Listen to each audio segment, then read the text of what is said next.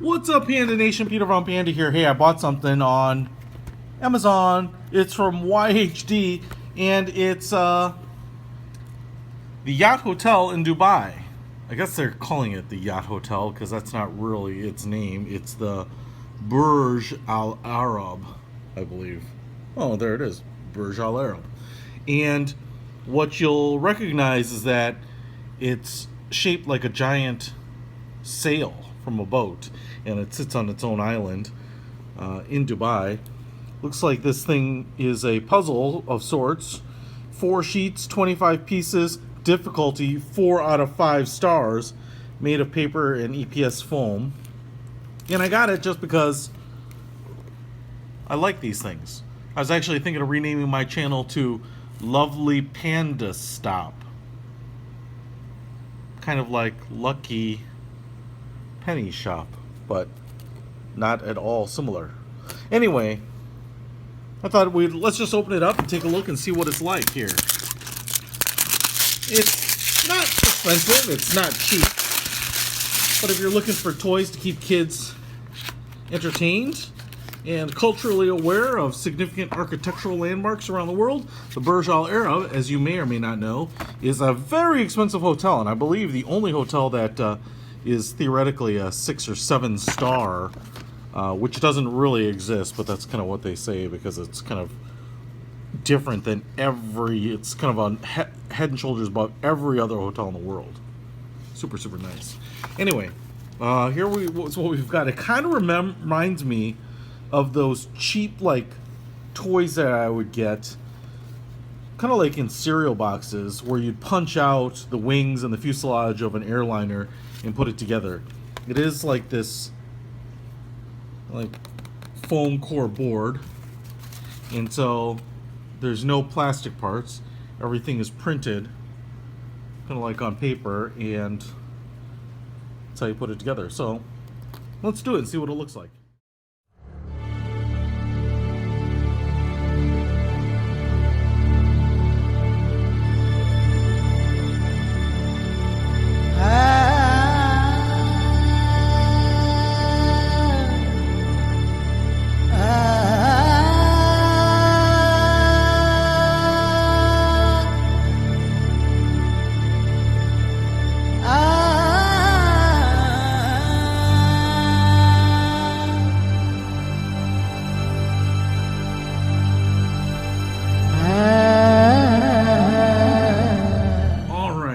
Got the thing done, and here is the Burj Al Arab Hotel.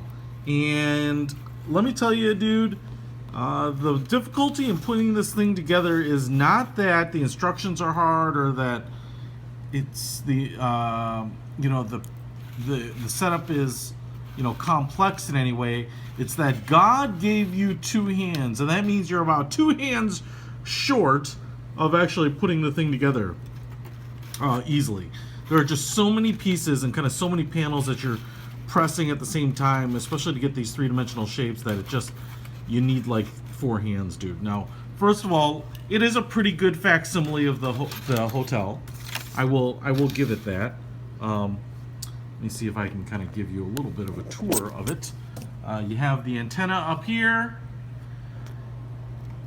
and you have a tennis court, which I think is also the helipad, and Aston Martin once delivered an Aston Martin to the Burj Al Arab up there. And then you have, I don't know what that is, but there's also this wing that hangs off the back, kind of like a sailboat wing. And then you have kind of this outer skeleton, the structure, the trusses and all that, and then inside you have like all these glass windows in this triangular shape, and here would be the front of the kind of the billowing part of the spinnaker, and then it's obviously tapered to a point here, and then even on the bottom it's coming out here a little bit with a little, I don't know, maybe a restaurant, a windowed center there. Shows the grass and the stone around the pathway. I did not put in the Burj Al Arab sign yet, and then obviously the entrance, even a little awning over the entrance, but overall pretty nice. Now, here are the fundamental problems I have with this thing. first of all, it's out of this foam board stuff, and to me, it just doesn't provide enough structure to kind of press things in sometimes. Even kind of like getting tab A into slot B requires you to kind of deform it a little bit, because the cuts are precise, but they're not super precise, and in fact they need to be a little tight in some places. And then you get these little deformations, and sometimes if you deform it too much, it doesn't stick. Or even like some places like this, it's not perfectly vertical or flat.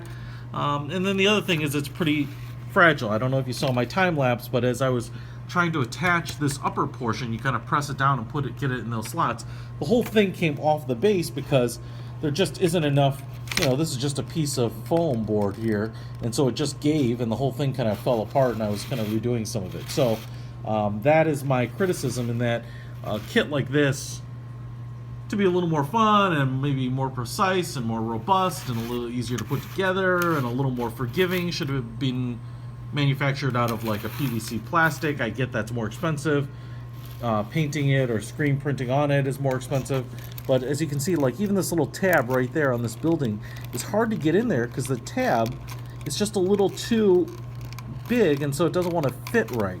Now you could take like a pin or like a little tiny screwdriver and kind of maybe work it in there, but that's kind of the nature of this foam board stuff. But it does look pretty cool, I will give it that. And for something to do for someone, it's kind of like a if you were flying first class on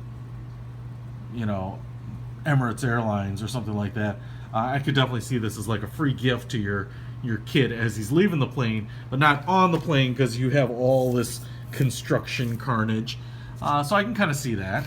But it's fun to put together, but it's not of a nice enough quality, even like those Loz blocks or Legos or anything like that where you would display this. It's just very much more disposable. So you can get it. It's fun.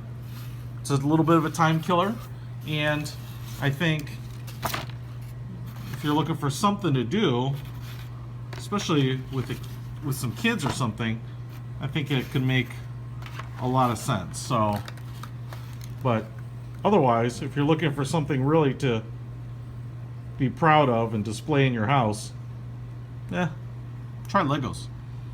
Peter Von Panda out.